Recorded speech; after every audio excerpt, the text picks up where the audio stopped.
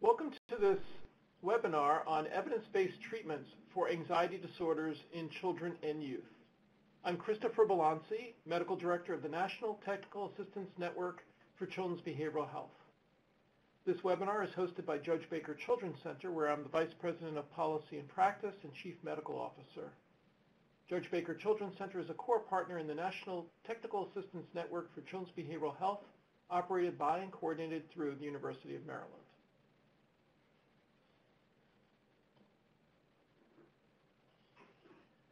Anxiety disorders are the most common mental health disorder of childhood. Children with anxiety disorders can be shy, isolative, and somatic, or they can present as agitated, aggressive, and unfocused. Part of this may depend on what age at which the anxiety disorder is manifesting. How does one identify anxiety disorders in children, and what is the evidence base for their treatment? That'll be the topic for today's webinar. This presentation will focus on anxiety disorders, and I would look for OCD, obsessive compulsive disorder, and post-traumatic stress disorder to be addressed in separate presentations. The Diagnostic and Statistical Manual number 5 organizes anxiety disorders by typical age of onset. So separation anxiety disorders present earlier, thinking as young as preschool or kindergarten age. Selective mutism is also common in elementary students. And then specific phobias, social anxiety disorders start happening later elementary years, middle school years. Panic disorder, generalized anxiety disorder, and then substance abuse or medication-induced anxiety disorders are more commonly seen in adolescent years. It's important to be able to differentiate from developmentally appropriate fears and worries and more diagnostically driven anxiety disorders. So fears and anxiety are a normal part of development. Toddlers often need to check the closets for imaginary creatures and will often run back to their parents for reassurance that everything is okay. That would be age appropriate. School-age children fear injury or natural events. For instance, they may jump in bed with their parents during a thunderstorm. And then older children and teens can worry about school, their friends, or health factors. These are all normal part of development. Anxiety is also biologically quite useful. You know, healthy anxiety can motivate children to study for exams and stay out of danger. It's when these fears interfere with daily functioning over a period of time that we consider it to be a disorder. There are many consequences of untreated childhood anxiety disorders, including increased risk for educational underachievement, poor self-esteem, poor problem solving, and including impaired social development. Also, if you have an anxiety disorder as a young person, you're at an increased risk for developing adult anxiety disorders or depression and substance use.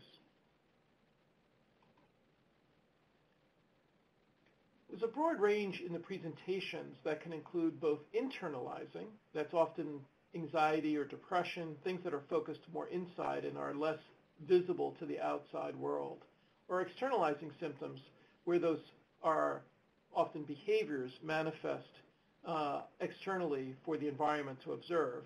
Most commonly, that would be something like aggression. Internalizing symptoms can include excessive worry or concerns about one's body. That's what somatic means. And externalizing symptoms can include irritability or oppositional behaviors, or as I mentioned, even extreme cases, it can include aggression.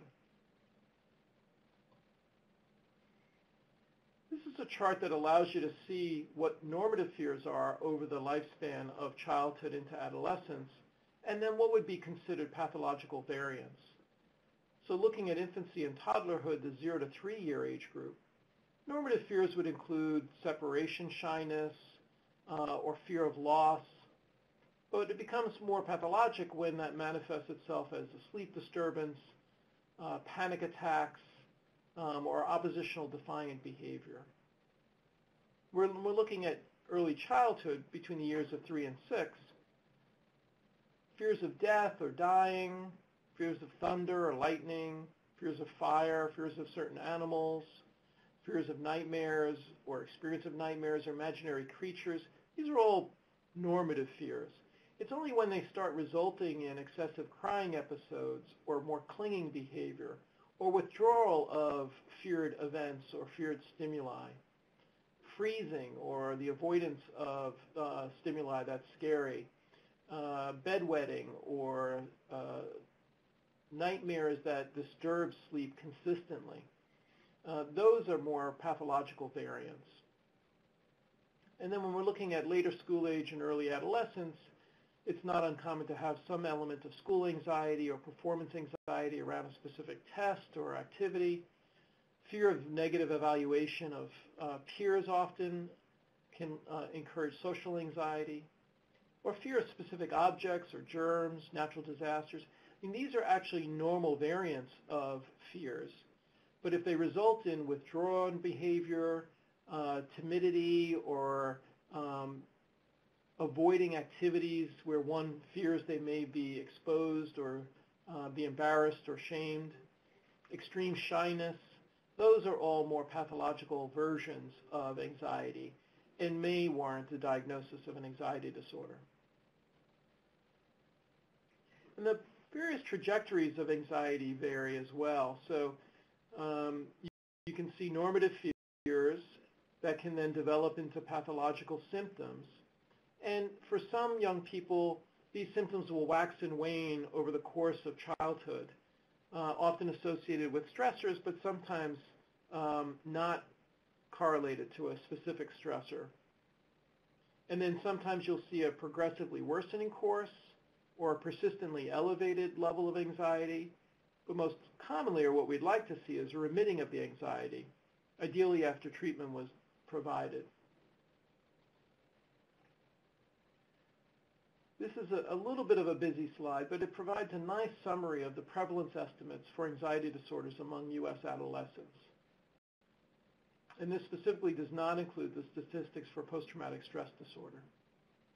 What you'll see on the left-hand side of the slide is that the lifetime prevalence by gender between males and females is pretty significantly skewed towards females. So females experience internalizing disorders, but specifically anxiety disorders, at much higher rates than males.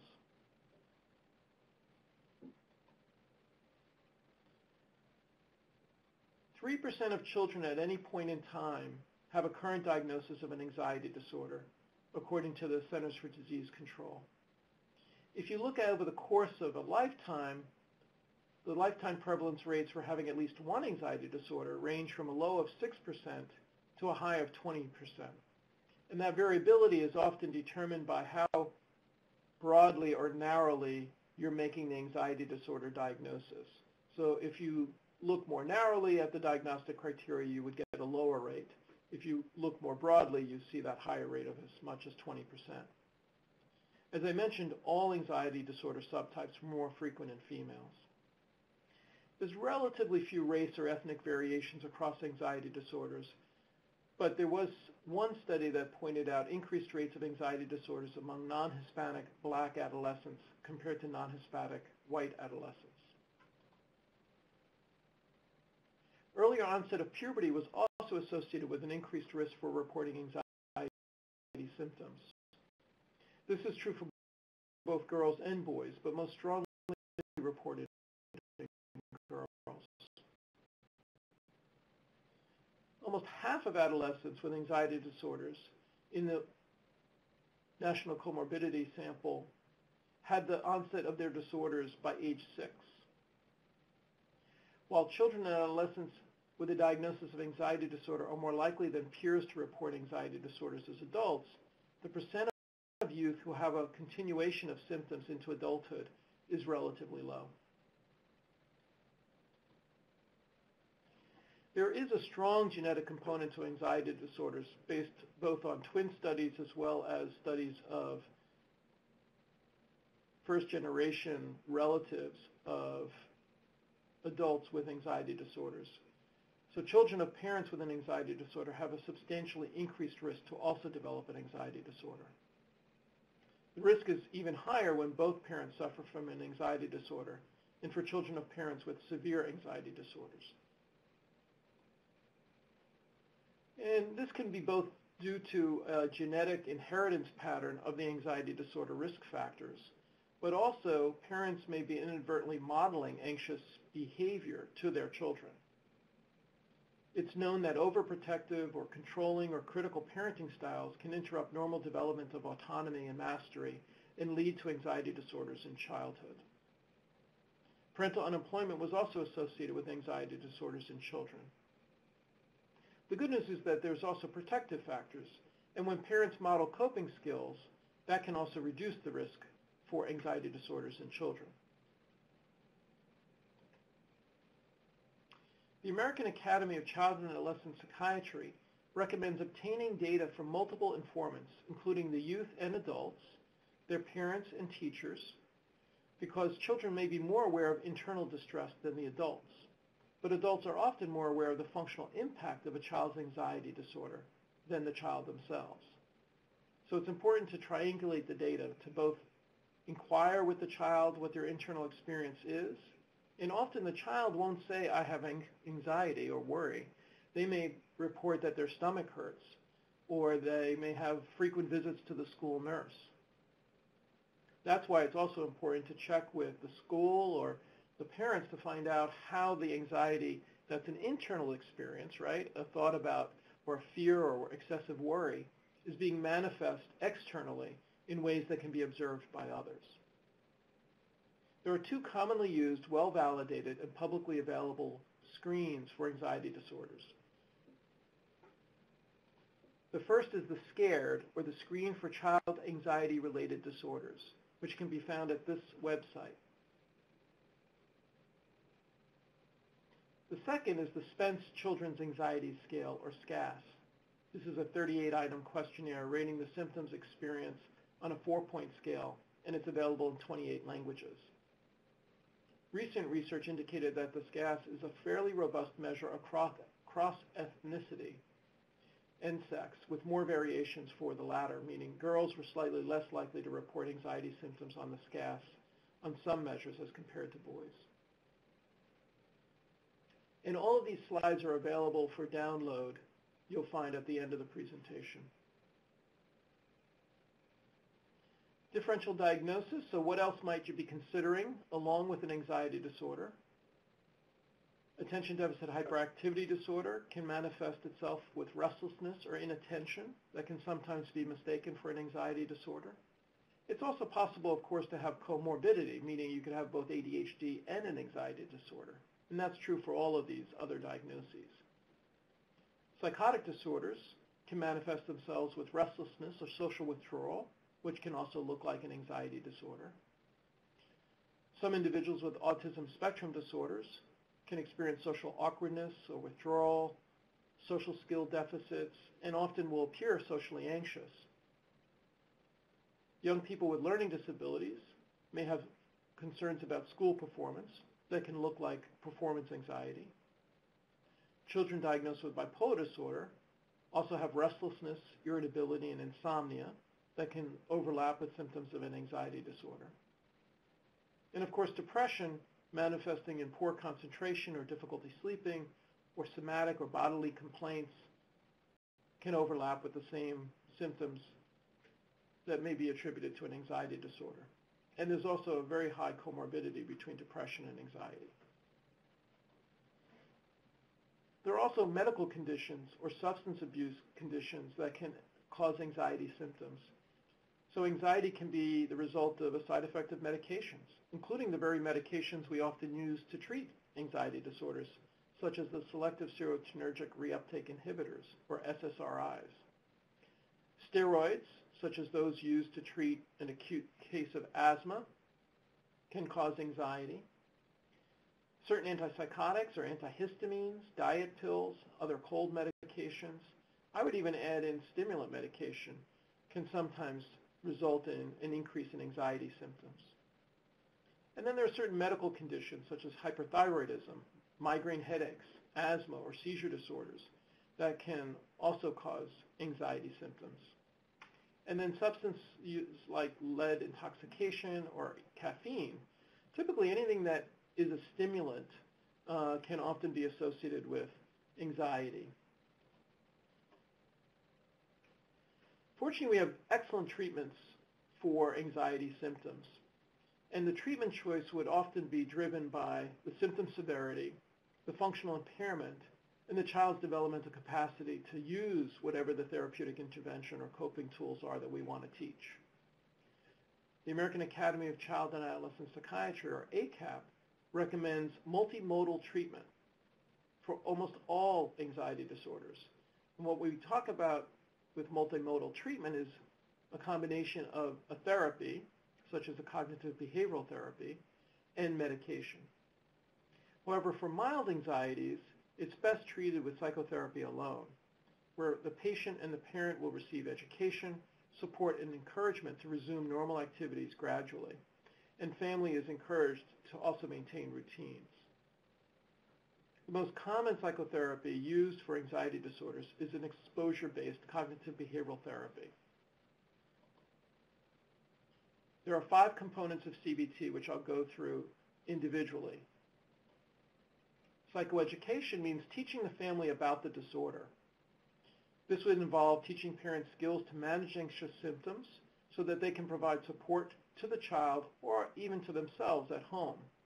And what I'm referring to there is often parents will have a level of anxiety as well, and by teaching them coping skills for their anxiety, they can then teach those same skills to their child and also model that using these strategies is effective in reducing anxiety, which can be a big motivation for the children to practice and use those skills as well. Providing positive incentives to practice those skills is completely appropriate, and parents in these approaches are often seen as the cognitive behavioral therapy coaches. Often in my own practice, I'll use the coping cat and will have the parents use the manual with the child between sessions, and I'll coach them on how to practice the skills at home. Often we'll practice them in the therapy session and then teach those skills to their child. There have even been studies where the approach to the treatment of anxiety disorders in children was solely mediated through intervention with the parents. And it was the parents that were then acting as the coaches or therapists with their child. And the outcomes were as effective even though the therapist was not working directly with the child, just by having the parent provide those skills to the child. It's also important to discuss parental accommodation. And what we're talking about there is when the child is constantly seeking reassurance from the parent that their anxiety or their worry or their fear is not going to happen. If the parent just keeps responding to that versus redirecting the child back to question their own rationale for the fear and using some of the skills to cope with that fear, then the child is not going to learn the skills needed in order to overcome the fear, which is really at the heart of all of these cognitive and behavioral approaches.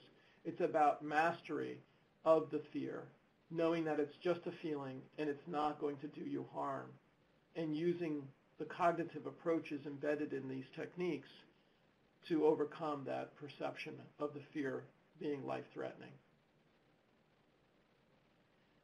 Often we will include somatic management skills training. So what we mean by that is that these are skills to address the autonomic hyperarousal. So when your heart rate starts increasing and your palms start getting sweaty, these are markers, or in the younger children, your tummy starts hurting, you're feeling nauseous, or sometimes like you can't breathe if you're having a panic attack and you really worry that you're having a heart attack.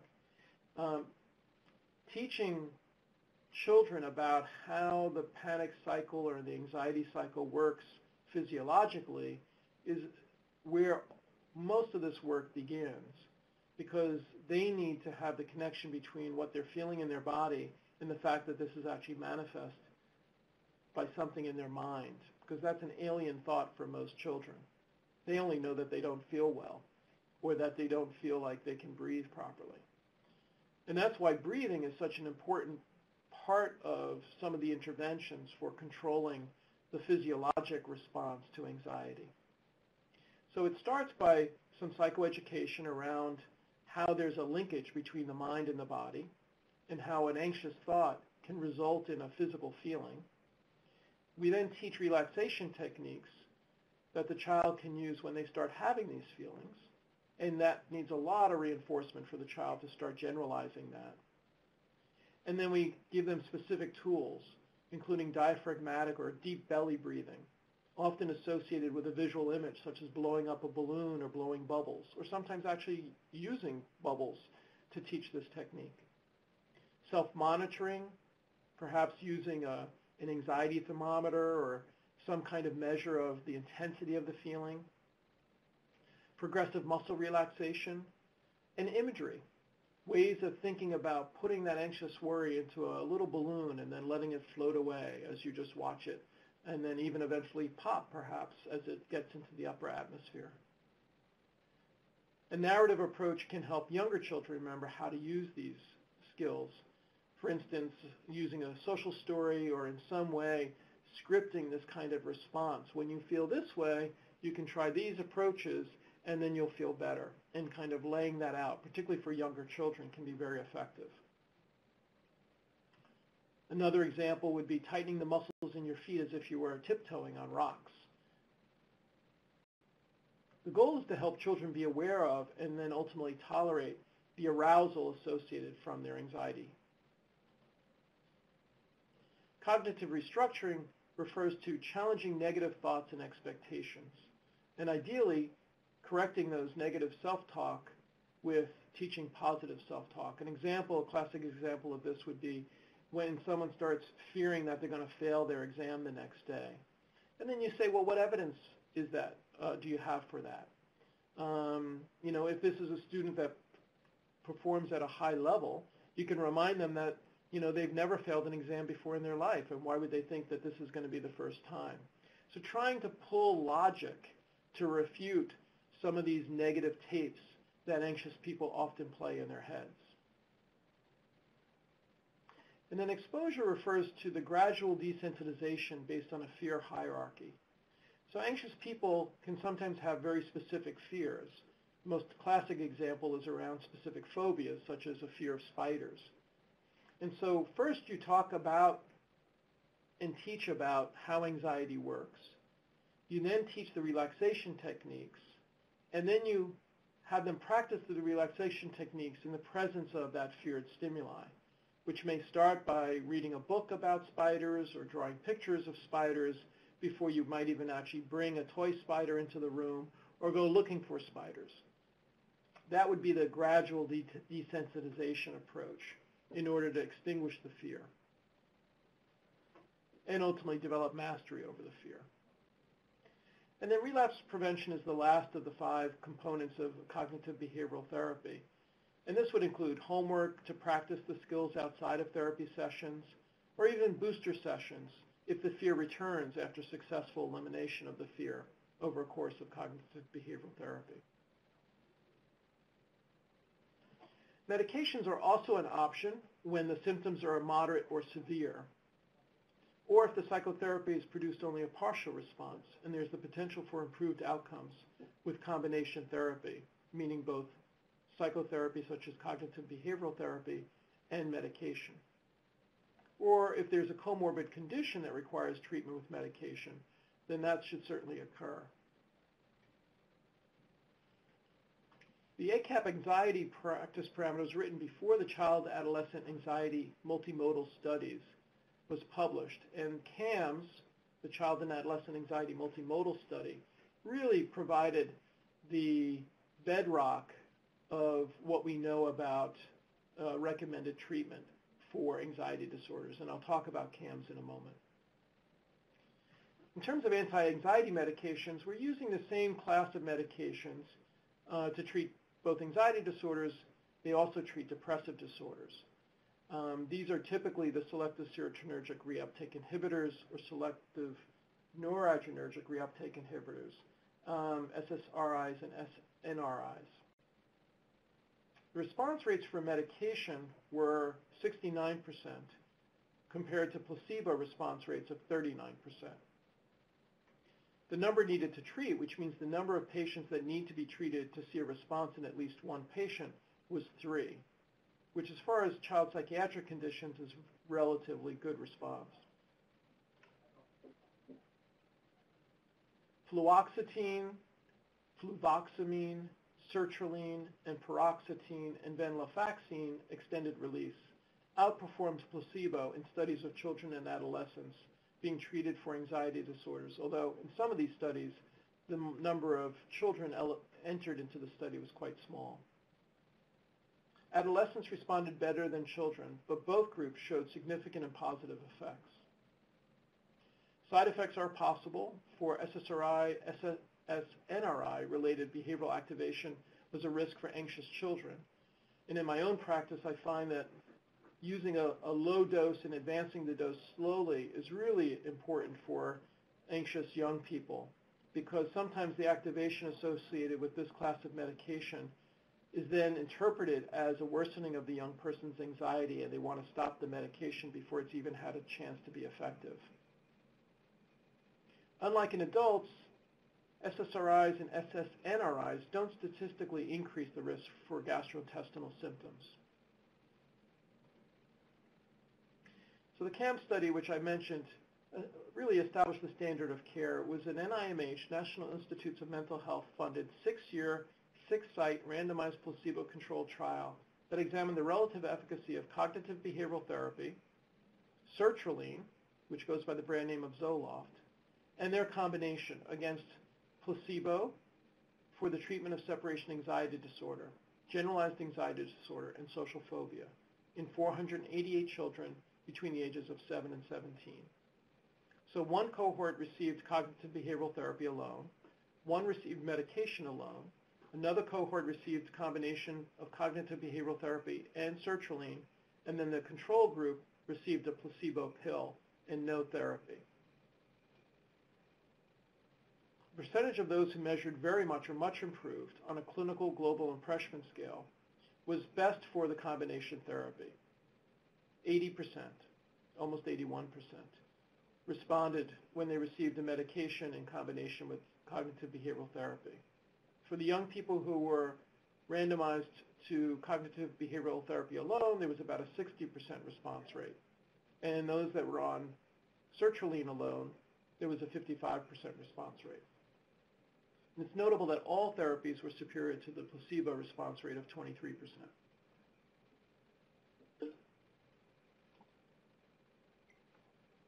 So the conclusions from the study's authors, cognitive behavioral therapy, sertraline, and their combination are all effective treatments for anxiety disorders in children and adolescents.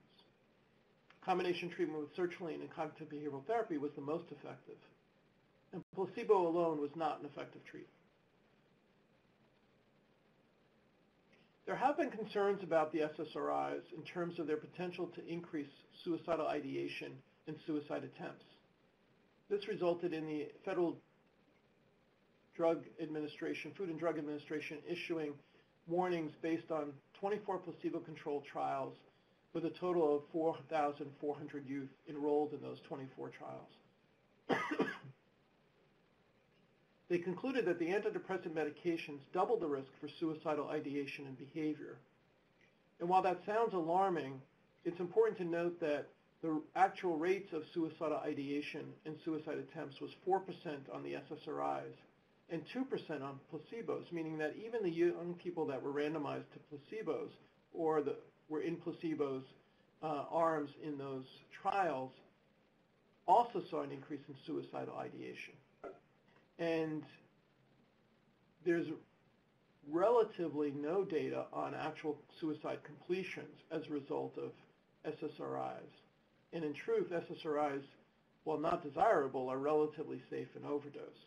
That's not to diminish the concern about the increased suicidal ideation and suicide attempts, but it's also important to balance those concerns with the very real needs of anxious or depressed young people for medication, which can often be life-saving.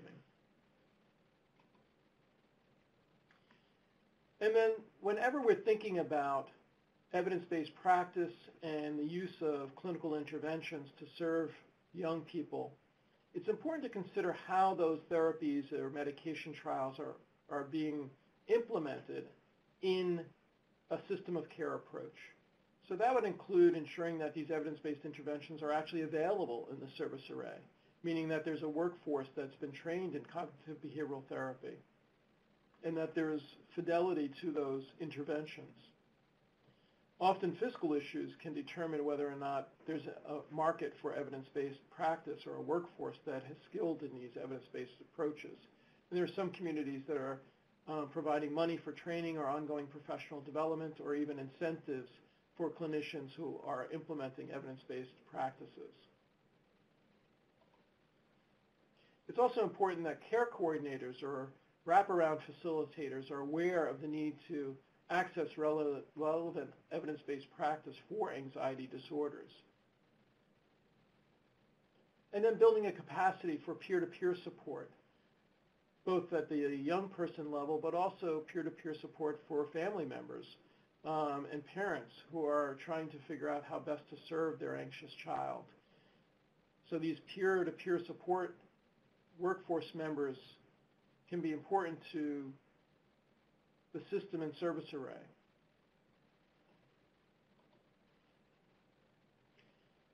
And then coming up, we will continue the evidence-based practice series with future sections on attention deficit hyperactivity disorder, obsessive compulsive disorder, post-traumatic stress disorder, and psychotic and impulse control disorders, noting that we have already produced sections on bipolar disorder and depressive disorders. We will also be providing guidelines for identifying and selecting an evidence-based practice for implementation in community-based settings, and an introduction to implementation readiness, providing recommendations on assessing and preparing organizations to implement an evidence-based practice. Both of those resources are being developed here at Judge Baker Children's Center. And then ready to implement, a practical tool to identify and select evidence-based practices and strengthen organizational readiness to implement. The final slides, which I'll scroll through slowly so that you have a chance to observe them, are the references that were cited during this presentation.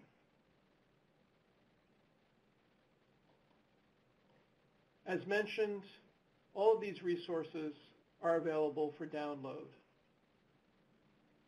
Thank you for listening in to this presentation on evidence-based approaches to the treatment of anxiety disorders.